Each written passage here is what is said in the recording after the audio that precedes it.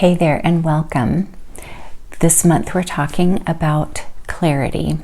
This is my intentional year and I've invited you to join me for 12 intentions throughout this year. We're in the third month of March. It's not the third March, the third month of the year, which is March. And our intention for the month is clarity. I've had a little bit of fun with this one because I'm thinking about all of the ways that I am seeking clarity in my own life. I'm in a season of life where my children are raised. Unfortunately, I'm still working, but there are some things that I want to get back to and things that I want to do. And I am personally looking for some clarity on the next steps to be able to do that. I've been taking care of elderly parents and I have grandchildren and responsibilities, and it seems like, or it feels like, the margins in my day are really small. And when I get to those margins, folks, I'm tired. There's no other way to say it, and I will often pick doom scrolling or scrolling on Etsy or Pinterest or Threads, whatever the case is, rather than working away on my personal goals. So clarity, let's talk about that. I think sometimes when we start looking for some clear direction in our lives, we do a lot of reading, we do self-help, we talk to people, we're kind of consuming information.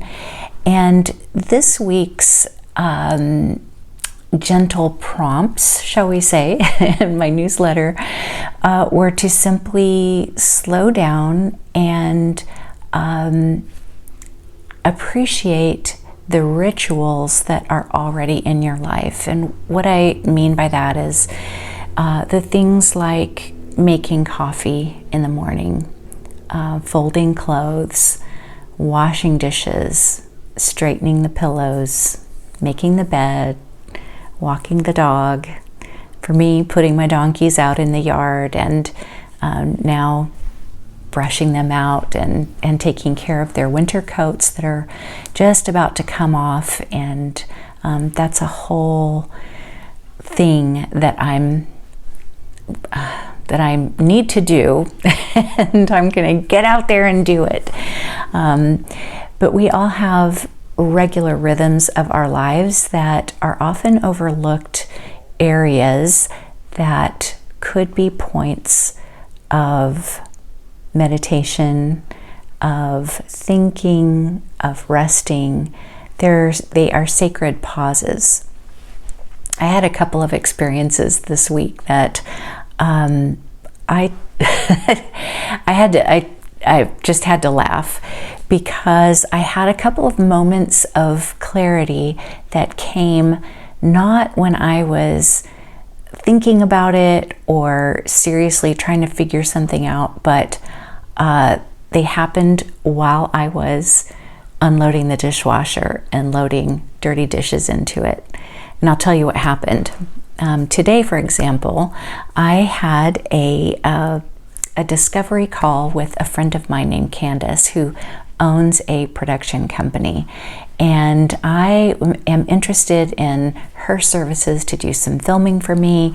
I already do a bit of speaking and talking to groups and being hired to come and speak to organizations and women's groups, and I want to be able to do more of that. And so what I'm needing is what they call a sizzle reel. I need somebody to come in and film me professionally while I am speaking.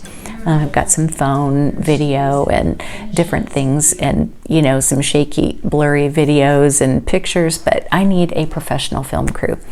So very intimidated. Even though Candace is a friend of mine and she's been a friend for a long time, she has an incredible company and an incredible resume And so I felt a little bit nervous because who am I, right, to be calling this company to help me on my way. Anyway, so I booked this call, and this morning we chatted, and she asked me some really, really great questions, and we had a wonderful conversation and gave me some good things to think about, some tips, I got a homework assignment that I need to do, which is great.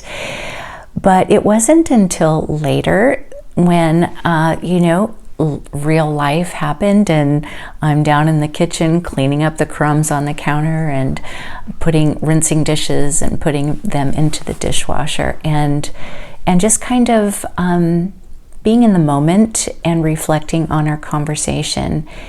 And something that she said hit me like a ton of bricks, and I had to laugh at myself because it was like so obvious. It was like the most obvious thing that I need to do on my quest to really expand my little, reach and my business. And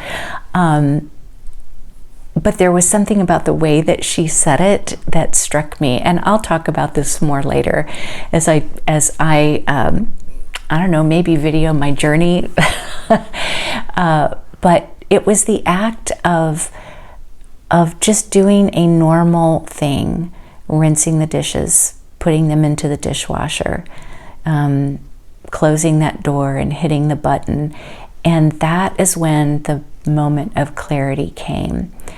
And I think about how often we rush through these daily things. I make my coffee and I'm drinking my coffee while getting my makeup on and getting dressed, and I'm listening to the news, and I'm multitasking and not really sitting and enjoying the whole process of pouring the coffee, stirring in the cream, warming it up in the microwave because I like it just a little bit hotter than my coffee pot makes.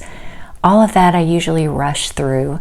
And this week I have really been challenging myself to slow down and pay attention and not multitask while I'm doing those regular rhythms, taking care of those regular responsibilities. So my challenge to you is the challenge that I've had to myself. What small things do you do on a daily or weekly basis that perhaps you're overlooking? You're rushing through to get on to the rest of your day, or you're multitasking while doing it, that you could slow down and savor that as a sacred ritual, a sacred pattern, and reframe something as easy or simple as folding clothes and doing the laundry, things that we just hate to do, but reframe it as a sacred rhythm that is an important part of being human, living your life, propelling you forward, and embracing those things. And oftentimes it's when we are slowing down and we are savoring those simple tasks, those simple rituals, that clarity often comes. Sometimes it'll hit you like a ton of bricks, like it did me, where I had to just stand in the middle of my kitchen literally laughing at myself at the obvious light that was shown into my life.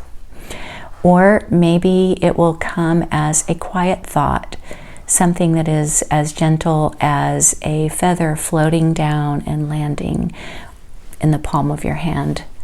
Those moments come when we stop rushing and when we stop trying to make them happen and simply open ourselves to that clarity, open ourselves to light, to the messages from above, to that still small voice. And we need time and room and space and thoughtfulness to receive that kind of clarity that we are seeking.